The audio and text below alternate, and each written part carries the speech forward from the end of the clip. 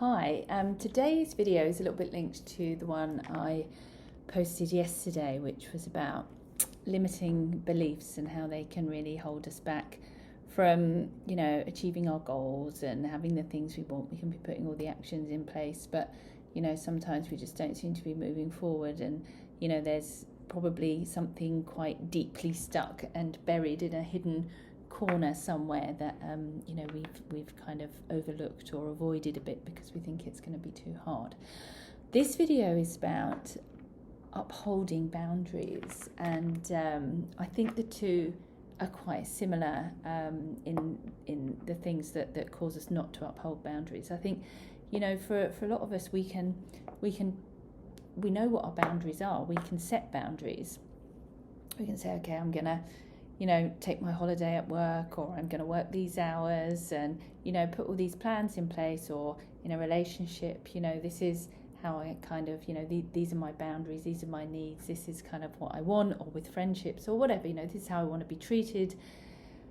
But then when push comes to shove, say that work or, there's a big project has just come in and everybody needs to jump in, and you've book your holiday, and then you start to reduce your holiday, or you're in a relationship and it's all kind of going well, and then the other person starts to have real difficulties, and you're happy to be supportive, but then suddenly it starts to really encroach on things. Either you're not seeing each other, or I don't know, just everything's on the other person's terms. Or same in a friendship, it seems to be that constantly you're carrying doing more than the other person kind of all the time, and it becomes unhealthy.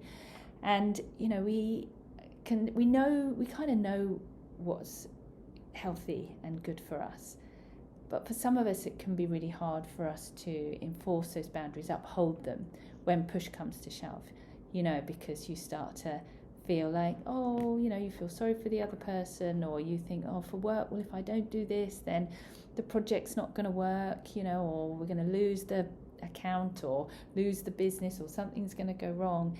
And, we really, do that at our own sort of detriment. We don't self-care. We stop that self-caring bit. And there's probably going to be, very much like the limiting beliefs, something inside us that perhaps doesn't feel that we are deserving of upholding that boundary, that amount of self-care. We can't put ourselves first. I had just heard in a workshop I was doing someone say something about, I'm going to love myself more than anything. And it was the most beautiful thing. And why would we not do that?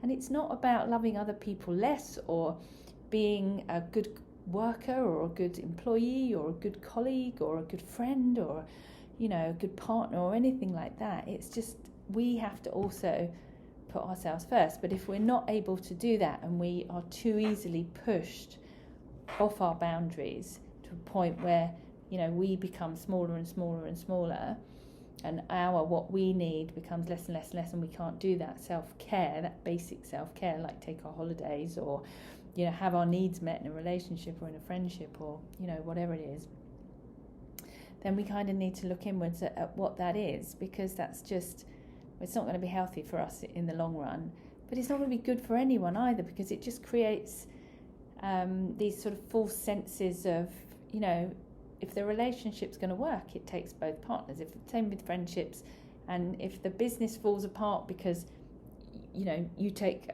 your week's holiday, then there's something much bigger wrong.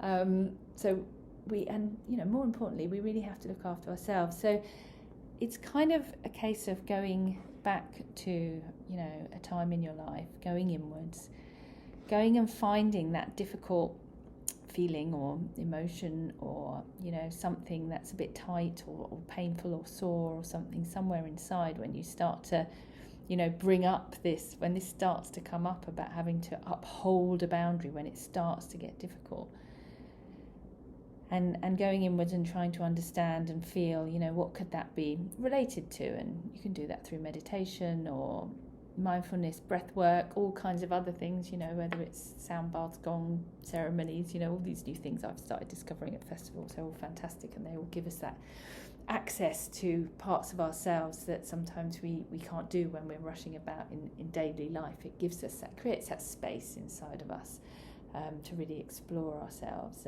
You can do it through hypnotherapy as well. That can be a really good way, especially if they're really deeply sort of entrenched and hiding. And maybe find those key moments where our needs, or we as children, were perhaps put aside, or didn't feel that we deserved love. Something happened. It could have been a big trauma in the family, and we were unintentionally, sometimes these things happen really unintentionally, most of the time, neglected or abandoned or even rejected, or just told to not now all the time. Maybe that happened repeatedly, and we start to form this belief as a youngster that oh, well, I'm not worthy of being loved by the people I really love. And then that can feed into your relationships and sort of friendships now, because you just don't really believe that you are, you're enough. I don't deserve to be treated well. If you were kind of constantly overlooked, or not taken care of as a child, or there were periods in your young life when this happened, that could create a sense that you don't deserve to be treated well, to have good things happen to you. And it can be in work, as I say, in relationships, in friendships, and all areas of our life. So again, try and go inwards. You might be able to pinpoint 2 or 3 experiences or things that happened in your life that are creating this sense that you feel that you don't deserve the very best. You don't deserve to take the time out. You don't deserve to be treated really well. You're not worthy of the love. And that can really sort of help you see why that happened, and why it's so hard for you not to uphold and enforce boundaries when you put them in. Because as soon as someone pushes a bit hard, it can make you send you back to that time when, or times when it happened in your early life and you didn't really know any better. And then, it's time to go and, look at that, go and, check out that little character within yourself, that little version of yourself. And again, you can go back to the cheeky monkey game and make it a little bit more light-hearted if it's really difficult. And then kind of figure out what that version of yourself, what that little character actually needs to help it heal and, kind of mend itself and feel deserving of being able to uphold and enforce those kind of boundaries that we all know we need. Healthy boundaries. We all know that. But sometimes when we're in a stressful, difficult situation and being tested a little bit, it can be really hard to stand for ourselves. And if we're struggling with that a little bit, it might be worth doing a bit of that inner work. But as I say, if you want to make it a bit more fun and light-hearted, go and check out the Cheeky Monkey Game video, and that can make it a little bit easier to befriend some of these little characters that we've got in ourselves that are kind of trying to protect us from anything hurtful, damaging or sore happening again to us like it did when we were younger. Anyway, give it a go and let me know how you get on.